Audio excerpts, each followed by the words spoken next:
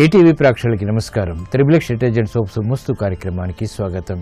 ఈనాడు శుభమస్తు కార్యక్రమంలోని గ్రహఫల మంచంలో గ్రహాల యొక్క స్థితిగతులు, వాటి యొక్క శుభాశుభ ఫలితాల గురించి పరిశీలిద్దాం. అలాగే ఈరోజు 12 రాశుల వారికి ఏ సంఖ్యలు కలిసి వస్తాయి, రంగుల యొక్క ప్రాధాన్యత, ఈరోజు భృగువారం లేదా శుక్రవారం, శుక్రుడు యొక్క పరిపాలన పూర్తిగా ఉంటుంది.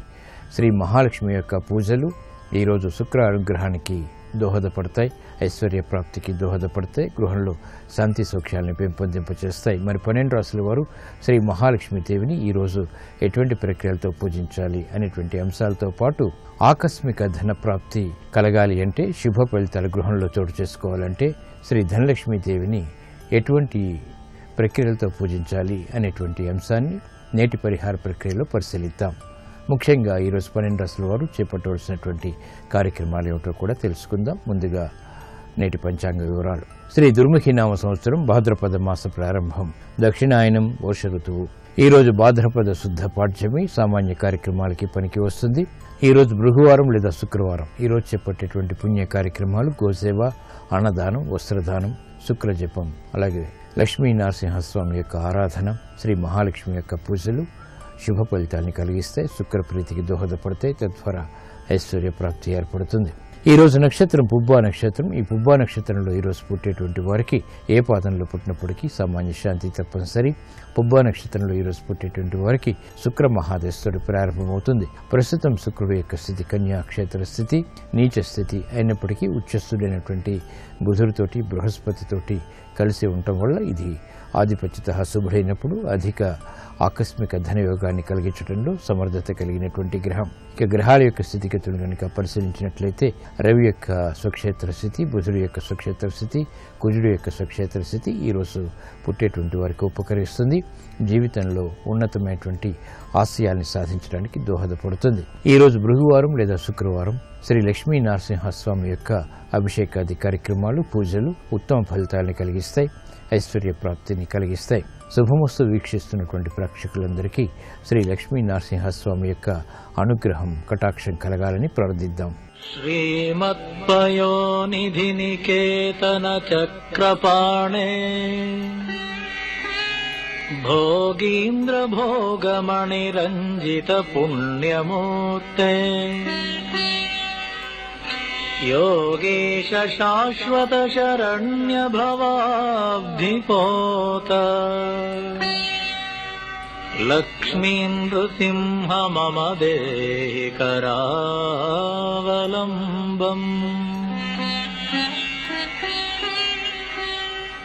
ब्रह्मेन्द्र रुद्र मरुदर्क किरीटकोटि संघट्टितांघ्रि कमलामलकान्तिकान्त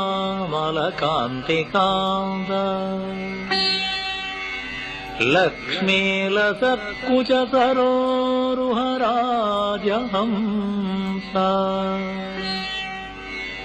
लक्ष्मीनृसिंह मम देहि करावलम्बम्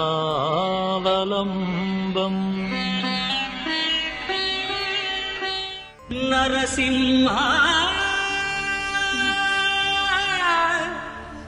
लक्ष्मी नरसिंह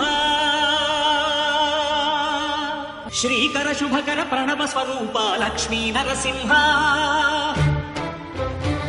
పదునాలుగు లోకములన్నీ మృక్కే జ్వాలా నరసింహ శ్రీకర శుభకర ప్రణవ స్వరూప లక్ష్మీ నరసింహ పదునాలుగు లోకములన్నీ మృక్కే జ్వాలా నరసింహ నీవే శరణమయా. ఇప్పుడు 12 రాశుల వారికి ఏర్పడేటువంటి శుభాశుభ ఫలితాలను పరిశీలిద్దాం. ముందుగా మేషరాశి. ఈరోజు మేషరాశి వారిని పరిశీలించినట్లయితే ఆరోగ్య విషయంలో జాగ్రత్తలు పాటించాలి. కోర్టు సంబంధిత వ్యవహారాల్లో చిరు సమస్యలు తలెత్తుతాయి. నూతన కార్యక్రమాలను గృహపరంగా వేగవంతంగా ప్రారంభించలేకపోతారు. అభివృద్ధి కార్యక్రమాల్లో ఆటంకాలు ఏర్పడినప్పటికీ అంతిమ విజయాలు సిద్ధిస్తాయి. నూతన కార్యక్రమాల విషయంలో పారిశ్రామిక రంగం వారు జాగ్రత్తలు వహించాలి. వ్యాపార అభివృద్ధికి చేపట్టేటువంటి కార్యక్రమాలు వ్యాపార రంగం వారికి ఆటంకాలను కలిగిస్తాయి. సాఫ్ట్వేర్ రంగం వారు ఆచితూచి నిర్ణయాలు తీసుకోవాలి. దూకుడు నిర్ణయాల ద్వారా ఆర్థిక సమస్యలు ఎదురవుతాయి. కార్యక్రమ నిర్వహణలో నైపుణ్యం మహిళలకు తప్పనిసరి, ఉద్యోగస్తులు జాగ్రత్తతో కూడినటువంటి నిర్ణయాల ద్వారా మాత్రమే పురోగవృద్ధి సాధించగలుగుతారు. ఈ రోజు మీ అదృష్ట సంఖ్య 5. ఆకుపచ్చ వర్ణం రక్షణకి దోహదపడుతుంది. శుక్రవారం సందర్భంగా ఈ రోజు మేషరాశి వారు శ్రీ మహాలక్ష్మీదేవిని గులాబీలతో పూజించడం ద్వారా అష్టమ కుజుడు ద్వారా ఏర్పడేటువంటి ప్రమాదాలు కనుమరుగవుతాయి. విద్యా ప్రయత్నాలు ఈ రోజు మీకు అనుకూలం. ఈ రోజు వృషభ రాశి వారిని పరిశీలించినట్లయితే ఆలోచన సంపత్తి పెరుగుతుంది. చేపట్టేటువంటి కార్యక్రమాల్లో తెలివైనటువంటి నిర్ణయాలకు ఉపక్రమించగలుగుతారు. ధీశక్తితో కూడినటువంటి కార్యక్రమ నిర్వహణ ద్వారా ఆశించినటువంటి ప్రయోజనాలు దక్కుతాయి. అభివృద్ధి కార్యక్రమాలు వేగవంతంగా ప్రారంభించగలుగుతారు. వాహన సౌఖ్యం కొనసాగుతుంది. చేపట్టేటువంటి కార్యక్రమాలు గృహపరంగా కూడా కలిసి వస్తాయి. యోగ్యతతో కూడినటువంటి కార్యక్రమ నిర్వహణ తద్వారా విజయాలు ఆనందాన్ని కలిగిస్తాయి. శత్రు భీతి తగ్గుతుంది. కార్యక్రమ నిర్వహణలో నైపుణ్యం, ఏకాగ్రత, ఓర్పు వంటివి ఉపకరిస్తాయి, విజయాన్ని కలిగిస్తాయి.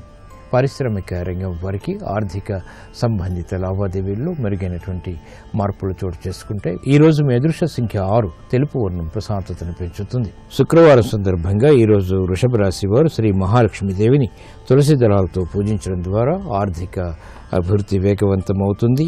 సందిగ్ధ పరిస్థితులు కనుమరుగవుతాయి. వాహన నిర్ణయాలు ఈ రోజు మీకు అనుకూలం. ఈ రోజు మిథున రాశి వారిని పరిశీలించినట్లయితే మానసిక ధైర్యం కొనసాగుతుంది. చేపట్టేటువంటి కార్యక్రమాల్లో ప్రోత్సాహాన్ని ప్రయత్నపూర్వకంగా పొందగలుగుతారు. లాభదాయకమైనటువంటి కార్యక్రమాలకే చేపట్టేటువంటి ప్రక్రియలు ఫలిస్తాయి. నూతన ఉద్యోగ ప్రయత్నాల్లో ఆశించినటువంటి ప్రయోజనాలు దక్కుతాయి. ఆరోగ్య విషయంలో కూడా ప్రతికూలత తగ్గుతుంది. కార్యక్రమాలను వేగవంతంగా స్థిరాస్తి రంగం వారు చేపట్టగలుగుతారు. అయినప్పటికీ ఆర్థిక పరమైనటువంటి ఆందోళనకర పరిస్థితులు కూడా వెన్నంటి ఉంటాయి. సాఫ్ట్వేర్ రంగం వారికి అనుకూలత పెరుగుతుంది. విదేశీ ప్రయాణాల ద్వారా ఆశించినటువంటి ప్రయోజనాలు పొందగలుగుతారు. మహిళలు ఉద్యోగపరమైనటువంటి వ్యవహారాల్లో ఒత్తిళ్లు పెరిగినప్పటికీ సక్రమ నిర్వహణ కొనసాగించగలుగుతారు. ఈ రోజు మీ అదృష్ట సంఖ్య 1. ఎరుపు వర్ణం ధైర్యాన్ని కలిగిస్తుంది. శుక్రవారం సందర్భంగా ఈ రోజు మిథున రాశి వారు శ్రీ మహాలక్ష్మీదేవిని భక్తి శ్రద్ధలతో పూజించి పాయసాన్ని నివేదన చేయడం ద్వారా ఆర్థిక సమస్యలకు పరిష్కారాలు పొందగలుగుతారు. చిరాకు పరిస్థితులు కనుమరుగవుతాయి. దూర ప్రయాణాలు ఈ రోజు మీకు అనుకూలం. ఆశించినటువంటి ప్రయోజనాలను పొందగలుగుతారు. ఈ రోజు కర్కాటక రాశి వారిని పరిశీలించినట్లయితే అభివృద్ధి ఆర్థికంగా గోచరిస్తుంది. అయినప్పటికీ ఆందోళన కూడా సమాంతరంగా ఉంటుంది. సంబంధ బాంధవ్యాల విషయంలో జాగ్రత్తలు వహించాలి. ఆరోగ్య ప్రతికూలత కొనసాగుతుంది. ఖర్చులు ఉక్కిరిబిక్కిరి చేస్తాయి. నిర్ణయాలు త్వరితగతిని మాత్రం తీసుకోగలుగుతారు. వ్యాపార నిమిత్తమై చేపట్టేటువంటి ఒప్పందాల విషయంలో ఏర్పడినటువంటి ప్రతికూలత వ్యాపార రంగం వారికి తగ్గుతుంది. నూతన కార్యక్రమాల్ని సినీ రంగం వారు ప్రారంభించగలుగుతారు. ఆర్థిక అసహన పరిస్థితులు ఉన్నప్పటికీ నెట్టుకు రాగలుగుతారు. కార్యక్రమాల్లో క్రీడారంగం వారికి ప్రాముఖ్యత పెరుగుతుంది. వ్యవహారాల్లో చుక్కెదురు పరిస్థితులు న్యాయవాద వృత్తి వారు ఎదుర్కోగలుగుతారు.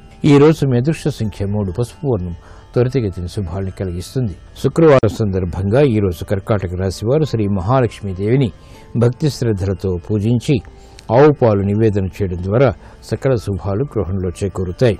ఆరోగ్య పరీక్షలు ఈ రోజు మీకు మేలుని కలిగిస్తాయి. ఈ రోజు సింహరాశి వారిని పరిశీలించినట్లయితే అలంకరణకి ప్రాధాన్యతను ఇస్తారు. శోభతో కూడినటువంటి కార్యక్రమ నిర్వహణ తద్వారా విషయాలు చేతికి అందుతాయి. గతంలో ఆగిపోయినటువంటి కార్యక్రమాన్ని పునఃప్రారంభించగలుగుతారు. ఆత్మవిశ్వాసం పెరుగుతుంది. ఆర్థిక బలం చేకూరుతుంది. కార్యక్రమాన్ని వేగవంతం చేసేటువంటి ప్రక్రియలు ఫలిస్తాయి. ఆర్థిక సంబంధిత వ్యవహారాల్లో ఉద్యోగస్తులకి బలం చేకూరుతుంది. కార్యక్రమ నిర్వహణలో ఓర్పు, సహనం వంటివి సినీ రంగం వారికి పెరుగుతాయి. ఆర్థిక సంబంధిత లావాదేవీలు పారిశ్రామిక రంగం వారికి కలిసి వస్తాయి. నూతన స్నేహాల ద్వారా లబ్ధి చేకూరుతుంది. కార్యక్రమాన్ని వేగవంతంగా వైద్య వృత్తి వారు చేపట్టగలుగుతారు. న్యాయవాద వృత్తి వారికి అనుకూల పరిస్థితులు ఉంటాయి. వృత్తిలో అభివృద్ధి గోచరిస్తుంది. ఆదాయం పెరుగుతుంది. ఈ రోజు మీ అదృష్ట సంఖ్య 9. ఎరుపు వర్ణం ధైర్యాన్ని కలిగిస్తుంది. శుక్రవారం సందర్భంగా ఈ రోజు సింహరాశి వారు శ్రీ మహాలక్ష్మీదేవిని మల్లెపువ్వులతో పూజించడం ద్వారా ఆర్థిక అభివృద్ధి వేగవంతమవుతుంది. ప్రశాంతత పెరుగుతుంది. స్థిరాస్తి నిర్ణయాలు ఈ రోజు మీకు అనుకూలం. ఈ రోజు కన్యారాశి వారిని పరిశీలించినట్లయితే అలంకరణకి ప్రాధాన్యతనిస్తారు. ఆరోగ్య విషయంలో మంచి మార్పులు చేకూరుతాయి. మానసిక ధైర్యం కలిగి ఉంటారు. రాజకీయ వ్యవహారాల్లో ఖర్చులు పెరిగినప్పటికీ ఆదాయాన్ని కూడా కూడగట్టుకునేటువంటి ప్రయత్నాలు ఫలిస్తాయి. నూతన అవకాశాలు సినీ రంగం వారికి లభిస్తాయి. ఆర్థిక అసహనం తగ్గుతుంది. వైద్య వృత్తి వారికి అనుకూల పరిస్థితులు వృత్తిపరంగా చోటు చేసుకుంటాయి. చేపట్టేటువంటి కార్యక్రమాల్లో పారిశ్రామిక రంగం వారికి అభివృద్ధి గోచరిస్తుంది. సాహసోపేతమైనటువంటి నిర్ణయాల ద్వారా విజయాలు సాధించగలుగుతారు. అభివృద్ధి కార్యక్రమాలు వ్యాపార రంగం వారికి రాణిస్తాయి. నూతన ప్రక్రియలు, ఆలోచన సంపత్తి కూడా కలిసి వస్తాయి. ఈ రోజు మీ అదృష్ట సంఖ్య 1 ఎరుపు వర్ణం ధైర్యాన్ని కలిగిస్తుంది. శుక్రవారం సందర్భంగా ఈ రోజు కన్యా రాశి వారు శ్రీ మహాలక్ష్మీదేవిని తులసి దళాలతో పూజించడం ద్వారా ధైర్య సాహసాలతో కూడినటువంటి విజయాలు సిద్ధిస్తాయి. విదేశీ లావాదేవీలు, సంభాషణలు, ప్రక్రియలు ఈ రోజు మీకు అనుకూలం. ఈ రోజు తులారాశి వారిని పరిశీలించినట్లయితే వ్యయం పెరుగుతుంది, ఆదాయం తగ్గుతుంది. మానసిక ఒత్తిడిలో ఉన్నప్పటికీ నిలదొక్కునేటువంటి పరిస్థితులు వెన్నంటి ఉంటాయి. కార్యక్రమ నిర్వహణలో ఏకాగ్రతని ఆశించినంతగా పొందలేకపోతారు. వ్యవహారాల్లో చుక్కెతర పరిస్థితుల్ని వేగవంతంగా అధిగమించలేకపోతారు. గృహ విషయాల్లో ప్రశాంతత మాత్రం కొనసాగుతుంది. ఆర్థిక విజయాలకే చేపట్టేటువంటి ప్రయత్నాలు ఆలస్యంగానైనా కలిసి వస్తాయి. కార్మిక రంగం వారికి అనుకూల పరిస్థితులు ఉంటాయి. వైద్య వృత్తి వారికి చేపట్టేటువంటి కార్యక్రమాల్లో ప్రోత్సాహం లభిస్తుంది. ప్రతికూల పరిస్థితుల్ని అనుకూలంగా మరల్చుకోగలుగుతారు. కార్యక్రమాన్ని వేగవంతంగా క్రీడారంగం వారు పూర్తి చేయగలుగుతారు. ఈ రోజు మీ అదృష్ట సంఖ్య 6 తెలుపు వర్ణం ప్రశాంతతను పెంచుతుంది. శుక్రవారం సందర్భంగా ఈ రోజు తులారాశి వారు శ్రీ మహాలక్ష్మీదేవిని పూజించి పెరుగన్నాన్ని నివేదన చేయడం ద్వారా క్లిష్ట సమస్యలకు పరిష్కారాలు పొందగలుగుతారు. వాహన నిర్ణయాలు ఈ రోజు మీకు అనుకూలం. ఈ రోజు వృశ్చిక రాశి వారిని పరిశీలించినట్లయితే లాభదాయకమైనటువంటి కార్యక్రమ నిర్వహణ ఆర్థికంగా కొనసాగుతుంది. స్వతంత్ర నిర్ణయాలకు ఉపక్రమించగలుగుతారు. కార్యాచరణ ఆర్థికంగా ఏర్పడుతుంది. నూతన కార్యక్రమాలు గృహరీత్యా కూడా చేపట్టగలుగుతారు. బాధ్యతతో కూడినటువంటి కార్యక్రమాలు విజయాల్ని కలిగిస్తాయి. శారీరక శ్రమ అధికంగా ఉంటుంది. అయినప్పటికీ ఆనందకర పరిస్థితులు కూడా సమాంతరంగా కొనసాగుతాయి. గృహ సంబంధిత కార్యక్రమాల్లో మహిళలకు ప్రోత్సాహం లభిస్తుంది. నూతన శుభ ప్రయత్నాలు కలిసి వస్తాయి. ఆశాజనకమైనటువంటి వాతావరణం ఆర్థికంగా సినీ రంగం వారికి పెరుగుతుంది. కార్యక్రమ నిర్వహణలో క్రమశిక్షణ విద్యార్థులకి లభిస్తుంది. ఈ రోజు మీ అదృష్ట సంఖ్య 3 పసుపు వర్ణం త్వరితగతిన శుభాన్ని కలిగిస్తుంది. శుక్రవారం సందర్భంగా ఈ రోజు వృశ్చిక రాశి వారు శ్రీ మహాలక్ష్మీదేవిని తెల్లటి పువ్వులతో పూజించడం ద్వారా శారీరక, మానసిక రుగ్మతలు కనుమరుగవుతాయి. ఉద్యోగ ప్రయత్నాలు ఈ రోజు మీకు అనుకూలం. ఈ రోజు ధనుసు రాశి వారిని పరిశీలించినట్లయితే ఆకస్మిక అనుకూల పరిస్థితులు ఆర్థికంగా ఉన్నప్పటికీ వినియోగించుకోలేకపోతారు. ఒత్తిళ్లు బాగా పెరుగుతాయి. ఆర్థిక అసహనం కూడా పెరుగుతుంది. కార్యక్రమ నిర్వహణలో ఏకాగ్రత లోపిస్తుంది. విద్యా సంబంధిత చిక్కులు ఏర్పడేటువంటి సంఘటనలు లేకపోలేదు. కాలయాపన ద్వారా ఏర్పడినటువంటి సమస్యలకు పరిష్కారాలు పొందలేకపోతారు. అభివృద్ధి కార్యక్రమాల్లో సాఫ్ట్వేర్ రంగం వారికి ప్రతికూల పరిస్థితులు ఉంటాయి. ప్రత్యర్థులు ఢీకొట్టేటువంటి సంఘటనల ద్వారా విస్మయాలు ఏర్పడతాయి. కార్యక్రమ నిర్వహణలో నైపుణ్యం సాఫ్ట్వేర్ రంగం వారికి తగ్గుతుంది. ఆర్థిక అభివృద్ధికి చేపట్టేటువంటి కార్యక్రమాల్లో వైద్య వృత్తి వారికి ఆటంకాలు ఎదురవుతాయి. ఈ రోజు మీ అదృష్ట సంఖ్య 9 ఎరుపు వర్ణం ధైర్యాన్ని కలిగిస్తుంది. శుక్రవారం సందర్భంగా ఈ రోజు ధనుసు రాశి వారు శ్రీ మహాలక్ష్మీదేవిని పూజించి క్షీరాన్నాన్ని నివేదన చేయడం ద్వారా శారీరక శ్రమ తగ్గుతుంది. విఘ్నాలు కనుమరుగవుతాయి. గృహ సంబంధిత కార్యక్రమాలు ఈ రోజు మీకు ఊరట కలిగిస్తాయి. ఈ రోజు మకర రాశి వారిని పరిశీలించినట్లయితే కార్యక్రమాన్ని చకచకా పూర్తి చేయగలుగుతారు. ఆత్మవిశ్వాసాన్ని పెంపొందింపచేసేటువంటి కార్యక్రమ నిర్వహణ ద్వారా ఆశించినటువంటి విజయాలు పొందగలుగుతారు. నూతన ఉత్సాహం పెరుగుతుంది. శుభవార్తలు వింటారు. గృహ ఉపయోగ కార్యక్రమాలు తద్వారా విజయాలు ఆనందాన్ని కలిగిస్తాయి. సమయాన్ని అనుకూలంగా మరల్చుకోగలుగుతారు. ధీశక్తి పెరుగుతుంది. ఆలోచన సంపత్తి ద్వారా ఏర్పడినటువంటి అనుకూలతని పారిశ్రామిక రంగం వారు పొందగలుగుతారు. అనుకూలత పెరుగుతుంది. కార్యక్రమ నిర్వహణలో వైద్య వృత్తి వారికి కూడా ఆశించినటువంటి ప్రయోజనాలు దక్కుతాయి. వృత్తిలో ఏర్పడినటువంటి ప్రతికూల పరిస్థితులను ఎదుర్కోగలుగుతారు. కార్యక్రమ నిర్వహణలో సాఫ్ట్వేర్ రంగం వారికి ప్రతికూలత తగ్గుతుంది. ఈ రోజు మీ అదృష్ట సంఖ్య 5 ఆకుపచ్చ వర్ణం రక్షణకి దోహదపడుతుంది. శుక్రవారం సందర్భంగా ఈ రోజు మకర రాశి వారు శ్రీ మహాలక్ష్మీదేవిని బిల్వదళాలతో పూజించడం ద్వారా ఆకస్మిక ధనప్రాప్తి ఏర్పడుతుంది. ఆర్థిక ప్రయత్నాలు, లావాదేవీలు, సంభాషణలు ఈ రోజు మీకు అనుకూలం. ఈరోజు కుంభరాశి వారిని పరిశీలించినట్లయితే కార్యక్రమాల్ని వేగవంతం చేయగలుగుతారు. ఆకస్మిక అనుకూలత ఆర్థికంగా ఉన్నప్పటికీ సందిగ్ధ పరిస్థితులు కూడా ఆర్థికంగా కొనసాగుతాయి. చేపట్టేటువంటి కార్యక్రమాల్లో ప్రోత్సాహం తగ్గుతుంది. సఖ్యతకై చేపట్టేటువంటి కార్యక్రమాల్లో ఆటంకాలను కూడా చూస్తారు. విద్యా సంబంధిత చిక్కులు ఏర్పడేటువంటి సంఘటనలు లేకపోలేదు. కార్యక్రమ నిర్వహణలో ఓర్పు తప్పనిసరి. ఆర్థిక సంబంధిత కార్యక్రమాల విషయంలో పారిశ్రామిక రంగం వారికి చెడు సమస్యలు తలెత్తుతాయి. వేగవంతమైనటువంటి నిర్ణయాలు వ్యాపార రంగం వారు తీసుకోలేకపోతారు. సాఫ్ట్వేర్ రంగం వారికి అలజడి పరిస్థితులు ఆర్థికంగా కొనసాగుతాయి.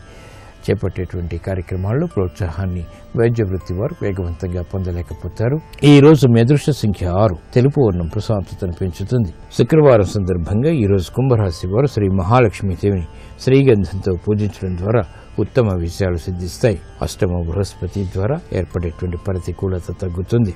నూతన స్నేహాలు ఈ రోజు మీకు అనుకూలం, లాభదాయకం. ఈ రోజు మీనరాశి వారిని పరిశీలించినట్లయితే కోర్టు సంబంధిత వ్యవహారాల్లో విజయాలు సిద్ధిస్తాయి. స్వతంత్ర నిర్ణయాల ద్వారా విజయాలు సాధించగలుగుతారు. క్లిష్ట సమస్యలకు కూడా పరిష్కారాలు పొందగలుగుతారు. గృహ విషయాల్లో అనుకూలత పెరుగుతుంది. ప్రాధాన్యతను పెంపొందింపచేసేటువంటి అవకాశాలు ఆర్థికంగా బలాన్ని పెంచుతాయి. కార్యక్రమ నిర్వహణలో క్రీడారంగం వారికి ప్రతికూల పరిస్థితులు తగ్గుతాయి. ఆత్మవిశ్వాసం పెరుగుతుంది. అభివృద్ధి కార్యక్రమాలు వైద్య వృత్తి వారు చేపట్టగలుగుతారు. సంబంధ బాంధవ్యాలు మెరుగవుతాయి. స్థిరాస్తి రంగం వారికి కూడా అనుకూలత ఏర్పడుతుంది. ఆర్థిక విజయాలు ఆనందాన్ని పెంచుతాయి. సంకోచ పరిస్థితుల ద్వారా ఏర్పడినటువంటి సమస్యలకు వైద్య వృత్తి వారు పరిష్కారాలు పొందగలుగుతారు. ఈ రోజు మీ అదృష్ట సంఖ్య 2. ఎరుపు వర్ణం ధైర్యాన్ని కలిగిస్తుంది. శుక్రవారం సందర్భంగా ఈ రోజు మీనరాశి వారు శ్రీ మహాలక్ష్మీదేవిని పసుపు కుంకుమలతో పూజించడం ద్వారా సంబంధ బాంధవ్యాలు మెరుగవుతాయి. శుభవార్తలు వింటారు. కోర్టు సంబంధిత వ్యవహారాలు, ప్రక్రియలు ఈ రోజు మీకు లాభదాయకం.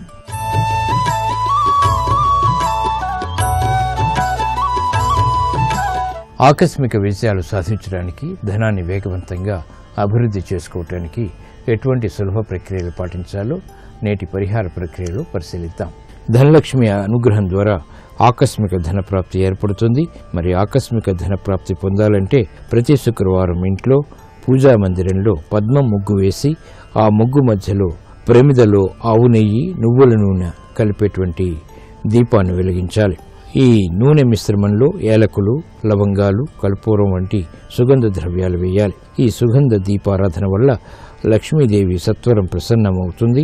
ఆకస్మిక ధన ప్రాప్తి చేకూరుతుంది. తద్వారా విజయాలు.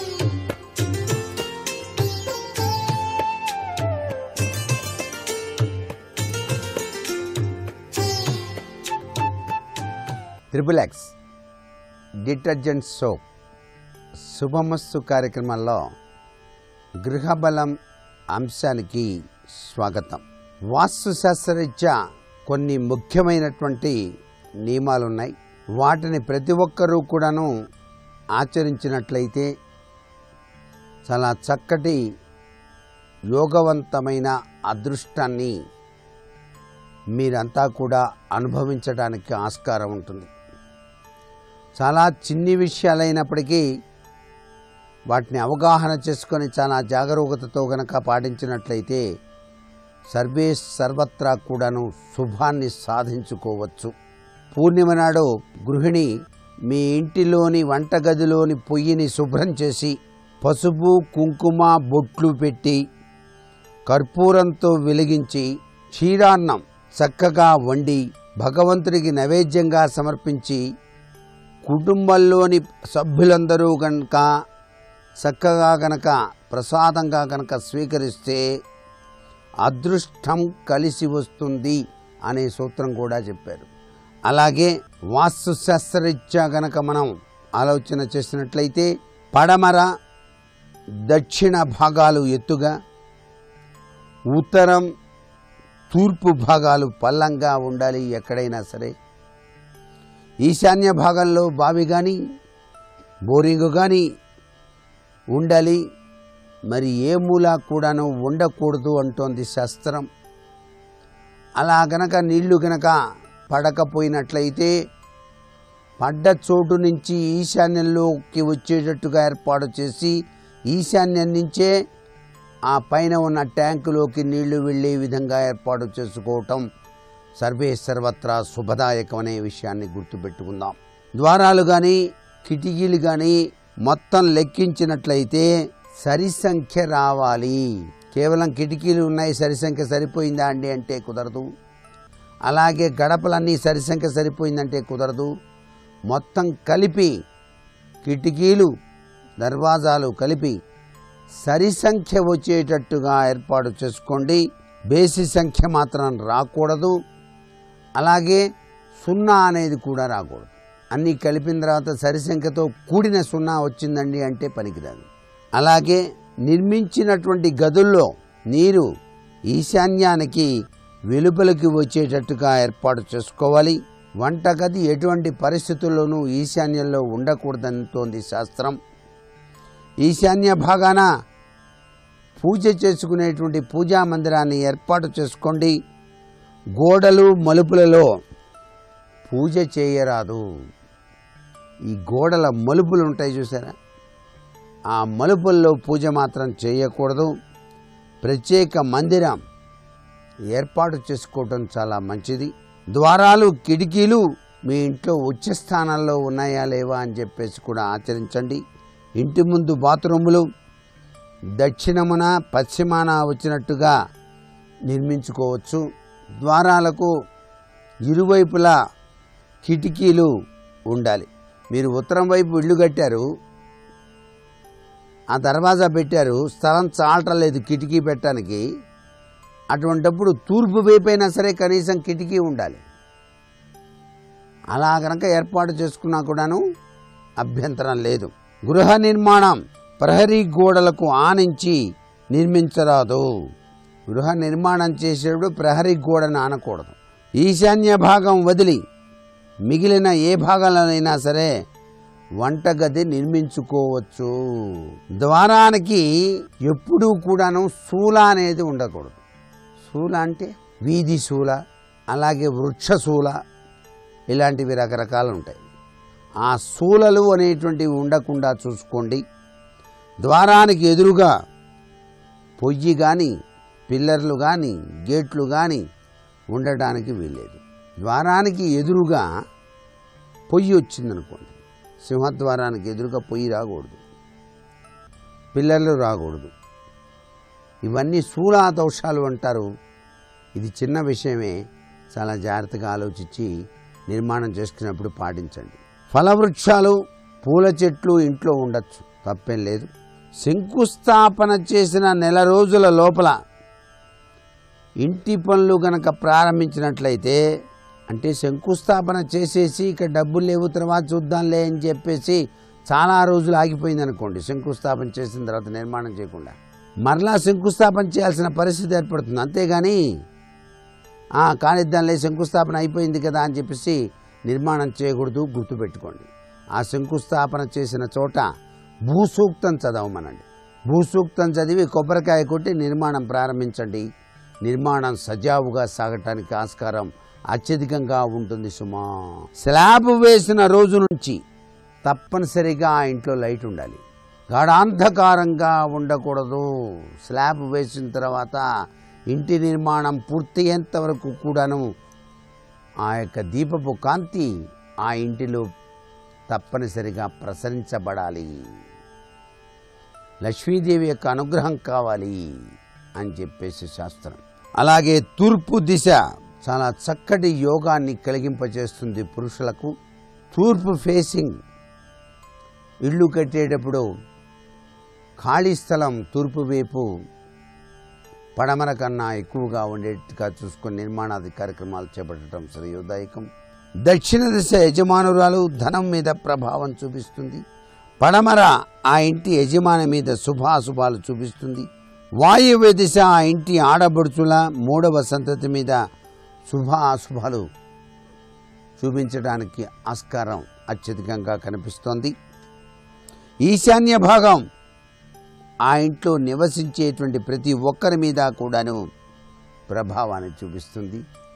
అందుచేత ఈశాన్యంలో తప్పనిసరిగా పరమ పవిత్రవంతమైన ప్రభావంతో ఉండాలి. ఎక్కడ ఆలయ కట్టడాలు, ఆలయ గర్భగుడి నీడ, మీరు నివసించే ఇంటి మీద పడకుండా చూసుకోండి. అంటే ఆ ప్రదేశాలు అంతా సబబైనటువంటి విషయాన్ని ఇవ్వవు. మరికొన్ని ముఖ్య విషయాలు రేపటి శుభమస్తు కార్యక్రమంలో తెలుసుకుందామా? మరి సర్వే జనా సుఖినో భవంతు.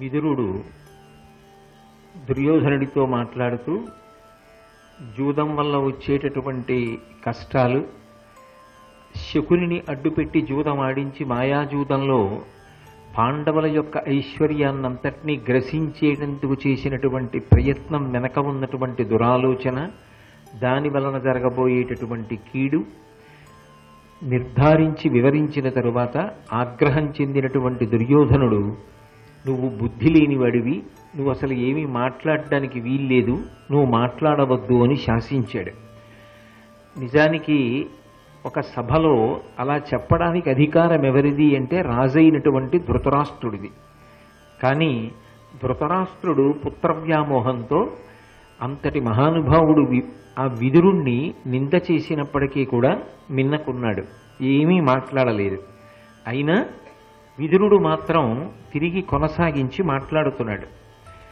అయితే ఆ మాట మాట్లాడేటప్పుడు ఒక విషయాన్ని చెప్తున్నాడు. చెడగరపు వార చెలులం గడకొని నీ ఎట్టివారి కర్జంబులు చెప్పెడివారుగాక నీకున్ మడవక మా ఎట్టివారి మాటలు గొరయే అన్నాడు. చాలా గంభీరమైనటువంటి విషయాన్ని ఇక్కడ ప్రస్తావన చేస్తున్నాడు. నువ్వు మాట్లాడవద్దు అన్నావు, అయినా నేను మాట్లాడుతున్నాను. ఎందుకు మాట్లాడుతున్నాను అంటే, నీ చుట్టూ చేరినటువంటి వారందరూ కూడా నీ కార్యములను పాడు చేసేటటువంటి వారు, నీకు దుర్బుద్ధులను నేర్పేటటువంటి వారు ఉన్నారు. అటువంటి వాళ్ళ మాటలు నీకు చాలా ప్రీతికరమయ్యాయి. నేను చెప్పేటటువంటి మాటలు నీకు అప్రియములయ్యాయి. ఇది విదురుడి యొక్క మనోవేదన. ఎందుచేత మనోవేదన చెందుతున్నాడు అంటే, మీరు ఒక్క విషయాన్ని జాగ్రత్తగా పరిశీలించండి. అసలు దుర్యోధనుడికి గౌరవించవలసినటువంటి వ్యక్తులలో, అక్కడ ఉన్న వాళ్ళల్లో లెక్క పెట్టదగిన వ్యక్తులలో ఒకడెవరు? విదురుడు. ఎందుచేత అంటే, ఒకటి ఆయన రాజ్యమునకు మంత్రి, రెండు విశేషమైనటువంటి ధర్మమును తెలుసున్నవాడు, మూడు ఆ ధర్మాన్ని జీవితంలో ప్రతిక్షణం అనుష్ఠించేటటువంటి లక్షణం ఉన్నవాడు, నాలుగు వ్యాసుని యొక్క కుమారుడిగా తండ్రి అయినటువంటి ధృతరాష్ట్రుడికి తమ్ముడు కాబట్టి పినతండ్రి అవుతాడు. ఏ కారణంతో చూసినప్పటికీ కూడా మాట్లాడడానికి అర్హత కలిగినటువంటి వాడు. అటువంటి వాడు దుర్యోధనుడికి శత్రువయ్యాడు. మరి దుర్యోధనుడికి ఇప్పుడు మిత్రుడెవరయ్యాడు అంటే, ఎవరి పట్ల చాలా సంతోషంతో ఉన్నాడు దుర్యోధనుడు అంటే, ఆయన చుట్టూ సాధారణంగా ఉండేటటువంటి వాళ్ళు దుశ్శాసనుడొకడు, కర్ణుడొకడు, శకుని ఒకడు ఉంటారు. ఇప్పుడు ఆయన ప్రీతి దుశ్శాసనుడి మీద కాదు, ఆయన ప్రీతి కర్ణుడి మీద కాదు, ఆయన ప్రీతి శకుని మీద. శకుని చాలా ప్రమాదకరమైనటువంటి వ్యక్తిత్వం ఉన్న వ్యక్తి. అసలు యథార్థమునకు అతను ఇక్కడి వాడు కాడు, గాంధార సామ్రాజ్యానికి చెందినటువంటి వాడు, సుబలుని యొక్క కుమారుడు. అక్కడ ఉండాలి. కానీ తన సోదరి అయినటువంటి గాంధారిని ధృతరాష్ట్ర మహారాజు గారికి ఇచ్చి వివాహం చేసిన తరువాత తన సోదరిని దిగబెట్టడం కోసమని హస్తినాపురం వచ్చాడు.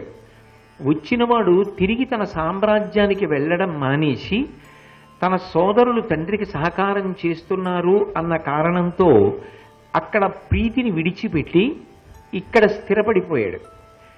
ఆయన స్వభావంలో ఒక గొప్ప దోషం ఉంది. ఏది అంటే, అవతల వారికి ఎటువంటి అవసరమున్నదో గమనిస్తాడు. గమనించి తాను మెల్లిగా ప్రవేశించేటటువంటి ప్రయత్నం చేస్తాడు.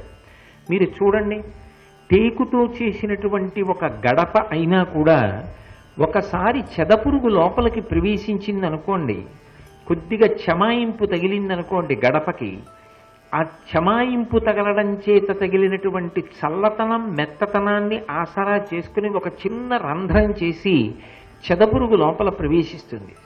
ప్రవేశించిన తరువాత ఇక లోపలికి వెళ్ళి సంతానాన్ని వృద్ధి చేస్తుంది. లోపల టేకు గుజ్జు తినేస్తుంది. పైకి గడప గడపలాగే కనపడుతుంది, కానీ వేలు తగిలినా సరే ఇంత టేకు గడప కన్నం పడిపోయి ఎందుకు పనికిరాంది అయిపోతుంది. 100కి 100 శకుని యొక్క స్వభావం అంతే.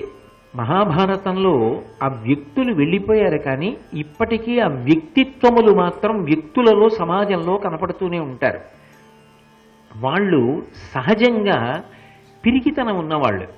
వాళ్ళు ఎదట పడరు, వాళ్ళు ముందుకి రారు, మాట చెప్పడానికి కూడా భయం, తన అభిప్రాయం కూడా తాను చెప్పడు. కానీ కుట్రలన్నీ ఎక్కడ చేస్తాడంటే వెనక ఉండి చేస్తూ ఉంటాడు. వెనక ఉండి కుట్ర చేసి కొంతమంది అమాయకుల్ని తన చుట్టూ చేర్చుకుంటాడు. చేర్చుకుని కుట్రని వాళ్ళ ద్వారా అమలు చేస్తూ ఉంటాడు. అమలు చేసి ఎంతంత పెద్ద పెద్ద విభేదాలైనా కల్పిస్తాడు. ఇతరులకు మనశ్శాంతి పోతే వాడికి అది పెద్ద ఆహారం. పైకి కనపడడానికి చాలా ఎంత గొప్పగానైనా కనపడచ్చు, కానీ లోపలి స్వభావం మాత్రం పరమ ప్రమాదకరమైన స్వభావం. వాళ్ళ సంతోషం అంతా ఏమిటి అంటే ఇంకొకళ్ళు బాధపడాలి. ఇంకొకడు బాధపడలేదనుకోండి వాడికి రోజు వెళ్ళదు. దానికోసం ఎంతకైనా తెగిస్తారు. అదే స్వభావం ఉన్నటువంటి వ్యక్తి శకుని. అందుకే దుర్యోధనుడి పక్కన చేరాడు. అదును కోసం ఎదురు చూశాడు. ఎదురు చూసి దుర్యోధనుడి యొక్క స్వభావాన్ని బాగా లెక్క కట్టుకున్నాడు. దుర్యోధనుడికి ఆజన్మ శత్రుత్వం ధర్మరాజు గారితో. ధర్మరాజు గారు పాండవులు వృద్ధిలోకి వస్తే దుర్యోధనుడు తట్టుకోలేడు. నిజానికి దుర్యోధనుడు బాగుపడాలి అంటే విదురుడి మాట వినడం నేర్చుకోవాలి, భీష్ముడి మాట వినాలి, ద్రోణుడి మాట వినాలి. అథవా ధర్మరాజు గారితో సఖ్యాన్ని పెట్టుకుని ఆయనతో కలిసి ఉంటే జీవితంలో బాగుపడి ఉండేవాడు. కానీ అతని స్వభావం అది కాదు. దుర్యోధనుడికి ఎంతసేపు పాండవుల యొక్క ఐశ్వర్యాన్నంతటినీ తాను దోచుకోవాలని ప్రయత్నిస్తూ ఉంటాడు. దానికి అతనికి కొన్ని పరిమితులున్నాయి. ఏమిటి అంటే పైన భీష్మద్రోణులు అంగీకరించారు, విదురుడు అంగీకరించాడు. తండ్రి వాళ్ళ చెప్పిన మాట వింటున్నట్టుగా ఉంటాడు, అంత తొందరగా వాళ్ళని కాదనలేడు. యుద్ధానికి వెడితే గెలుస్తానన్న నమ్మకం 100కి 100 ఉన్నవాడు కాడు. ఆ సమయాన్ని చూశాడు. రాజసూయాగం చేసినప్పుడు సామంతరాజులందరూ మిగిలిన రాజులు పట్టుకొచ్చినటువంటి కానుకలు స్వీకరించేటటువంటి స్థానంలో ధర్మరాజు దుర్యోధనుడిని కూర్చోబెట్టాడు. అది విశేషమైన అమర్షానికి అసూయకి కారణమైంది. ఇప్పుడు దుర్యోధనుడు హస్తినాపురానికి తిరిగి వచ్చినప్పటి నుంచి ఎలా పాండవుల ఐశ్వర్యాన్ని గ్రసించాలా అని ప్రయత్నం ప్రారంభం చేశాడు. దుర్యోధనుడు మనసులో పొందినటువంటి అసూయ చేత బాగా చిన్నబుచ్చుకుని ఉన్న విషయాన్ని గమనించాడు శకుని. అందుకే దగ్గరికి చేరాడు. చేరి నువ్వు పాండవుల పట్ల ఇలా అసూయని పెంచుకోకూడదని చెప్పడం మానేశాడు. మేనమామ అయ్యుండి కూడా చెప్పవలసిన మాట చెప్పకుండా నువ్వు పాండవుల్ని మట్టు పెట్టవలసిందే. కానీ యుద్ధానికి వెళ్లకుండా ఆపాడు. నిత్తుటి చుక్క కింద పడవలసిన అవసరం లేదు. యుద్ధం జరిగితే జయాపజయములు అని 2 మాటలు ఉంటాయి. జయము సాధించవచ్చు, అపజయమును పొందవచ్చు. నిశ్చయంగా చెప్పడం సాధ్యం కాదు. అవతల వైపు సామాన్యమైనటువంటి పరాక్రమం ఉన్నవాళ్ళు కారు. కాబట్టి యుద్ధానికి వెళ్ళడం కన్నా నీకు ఒక తేలిక మార్గం చెప్తాను. ధర్మరాజు గారికి ఒక బలహీనత ఉంది. జూత క్రీడనందు ఆయనకి అనురక్తి ఎక్కువ. జూతం ఆడడం అంటే సంతోషం. అందున దాన్ని ధర్మబద్ధం చేశావనుకో, విదురుడి లాంటి వాడు వెళ్ళి ఆహ్వానించాడనుకో, సాక్షాత్ మహారాజు ధృతరాష్ట్రుడు ఆహ్వానం చేశాడనుకో, కాదు అని అనలేడు. ఒకసారి జూదం ఆడడానికి వచ్చాడనుకో, అతన్ని రెచ్చగొట్టడం ఎలాగో నాకు తెలుసు. ఒకటి, అతనికి జూదం బాగా ఆడడం రాదు, జూదమునందు అనురక్తి ఉన్నదంతే. నేను అక్షహృదయం బాగా తెలిసున్నవాణ్ణి. జూదమునందు అపారమైనటువంటి ప్రావీణ్యం శకునిది. అన్నిటినీ మించి గొప్ప మాయా జూదం ఆడతాడు. అందుకే అవతల వారిని తేలికగా మోసం చెయ్యగలడు. నేను ధర్మరాజుని మోసగించి కపట జూదంలో, మాయాజూదంలో నెత్తుటి చుక్క కింద పడకుండా 1 గంటలో పాండవుల యొక్క సమస్త రాజ్యాన్ని నీదిగా చేస్తాను. మయసభలో దుర్యోధనుడు భంగపడ్డప్పుడు పక్కన శకుని కూడా ఉన్నాడు. అందుకని ఆ మయసభలో నువ్వు భంగపడినప్పుడు ఎవరి మీద నీకు అక్కసు ఏర్పడిందో మనసులో వాళ్ళందరినీ కూడా అవమానపడేటట్టుగా చేస్తాను. నీకింతకన్నా ఏం కావాలి? యుద్ధంలో అయితే జయాపజయములు తెలియవు, ఇక్కడైతే ఖచ్చితంగా నేనే గెలుస్తాను. ఎందుకని అంటే ధర్మరాజు ఆడాలన్న కాంక్షే తప్ప ఆడడం రానివాడు. నేను విశారదుణ్ణి, పైగా మాయాజూతం తెలిసిన్నవాడిని. నా వంటి వాడు 3 లోకములలో లేడు జూద క్రీడలో. కాబట్టి జూదానికి ఆహ్వానం చెయ్యి అన్నాడు. ఇప్పుడు దుర్యోధనుడికి కర్ణుడి కన్నా దుశ్శాసనుడి కన్నా ఎవరు ఎక్కువయ్యారు అంటే శకుని ఎక్కువయ్యాడు. పైగా ఆ క్షణంలో సాధించాడు శకుని. ఎక్కడి వరకు సాధించాడు ఇప్పుడు అంటే పాండవుల యొక్క ధనకనక వస్తువాహనాదులనన్నిటినీ కూడా లాగేశాడు.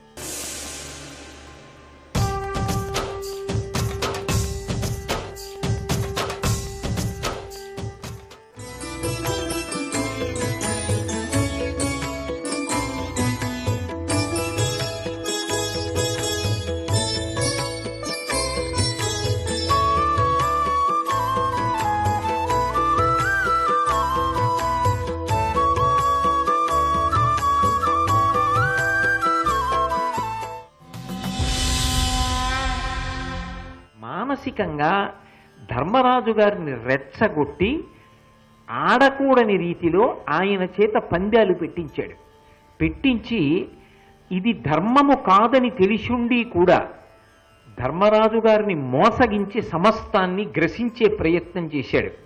ఇందులో శకునికి చాలా ఉండకూడనటువంటి దురభిప్రాయములు 2 ఉన్నాయి. అవి ఏమి అంటే ధర్మాన్ని పట్టుకుని ఉన్నటువంటి వాడికి ఓర్పు ఉంటుంది, ఓర్పు పడతాడు ధర్మమునందున్నవాడు. శకుని దృష్టిలో ధర్మాత్ముడైనటువంటి వాడికి ఉన్నటువంటి ఓర్పు అశక్తత. వాళ్ళకి చేత కాక ఊరుకున్నారు అనుకుంటాడు తప్ప చేత కాక కాదు. వాళ్ళు తిరగబడితే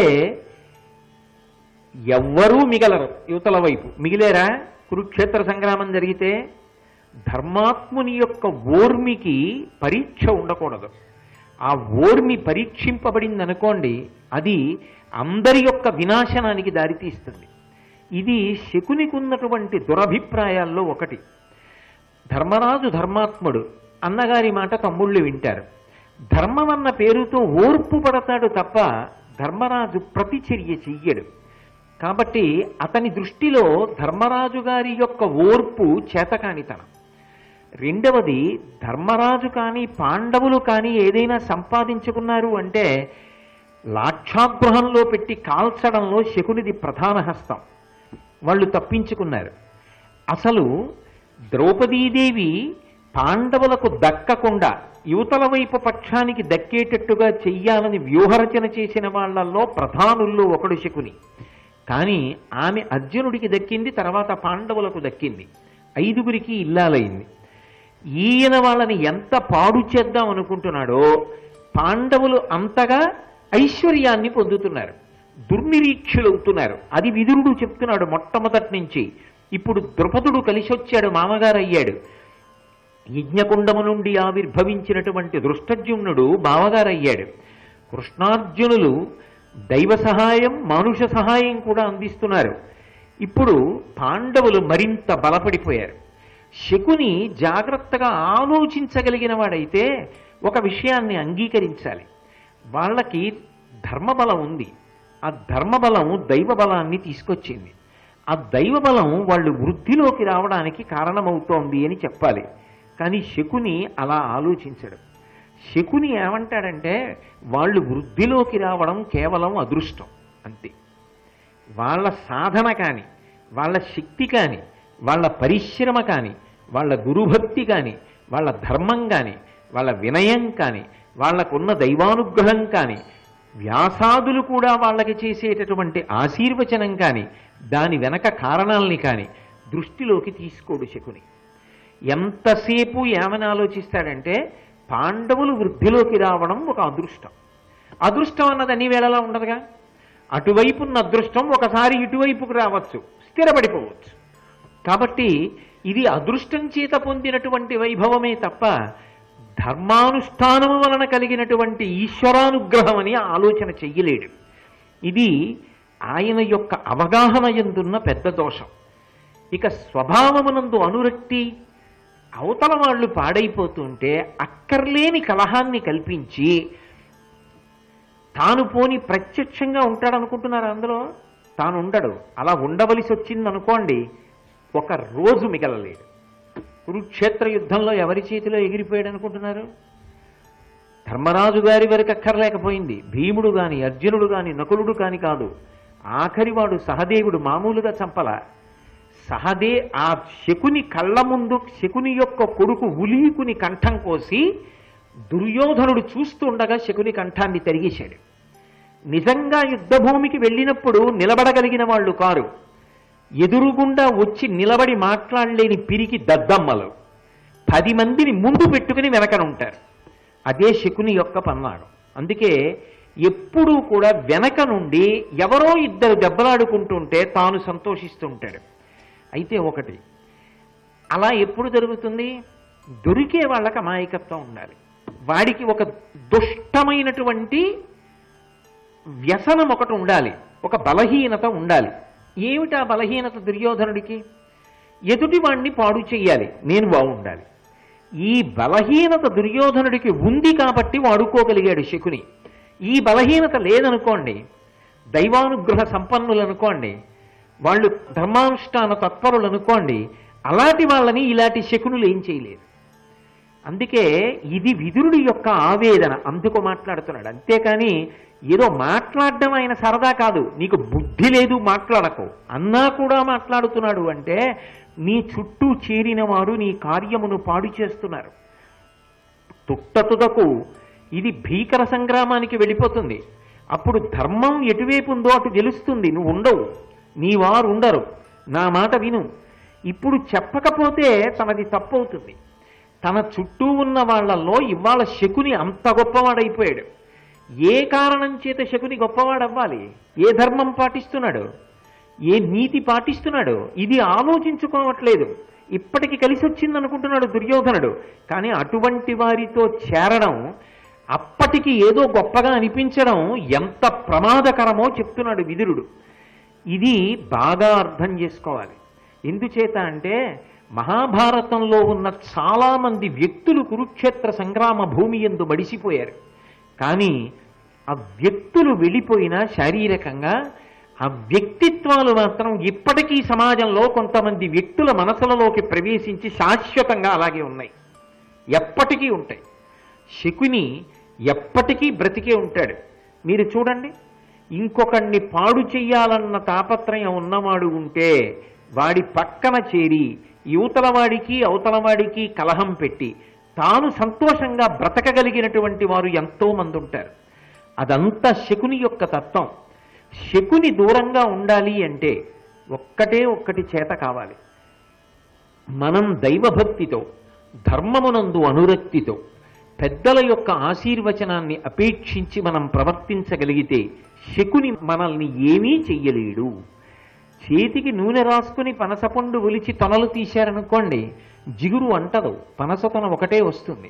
ఏది చేతికి అలదుకున్న కారణం చేత ఇక జిగురు అంటుకోదో దాన్ని అలదుకోవాలి తప్ప జిగురుని నిందించి ప్రయోజనం లేదు. దానికి అంటుకునే స్వభావం ఉంది. నీకు తొన కావాలి, జిగురొద్దు.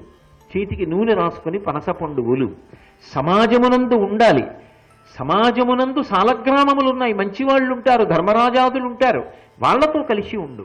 శకుని నీ దగ్గరికి రాకుండా ఉండాలంటే ఒక్కటే, నువ్వు ధర్మాన్ని పట్టుకున్నవాడివైతే శకుని అసలు నీ పక్కన కూర్చోడు.